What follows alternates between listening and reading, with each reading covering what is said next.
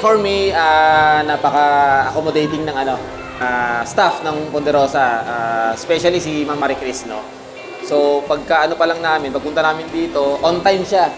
Oo, based dun sa experience ko, nag-text lang ako sa kanya, nandito agad siya bago kami pumunta. Ano siya, kahit gabi, nagte-text siya, tumatawag. Kaya na-appreciate natin.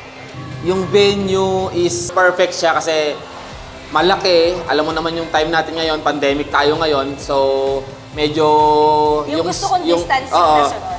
So, yung space is nandoon, maganda. So, napaka-goods para sa amin yung kasi sobrang hinintay itong event na to sa amin eh. Nang hindi lang ng pamilya namin, relatives, mga kaibigan namin. So, the best yung perfect yung lugar ng Ponderosa para sa amin. Actually, hindi pa natatapos yung event. Sabi ko sa kanya, Ma'am, after 6 months, dito namin gagawin yung birthday nung anak ko kasi sobrang napakaganda. Nag-enjoy yung mga bisita. Ang ganda ng lugar. Talagang nanibago sila. Oh, may ganito pala sa Binangonan, ano? May ganito pala sa Binangonan. So nagtatanong sila, saan yung event nyo? 200 packs? Kaya ba yan?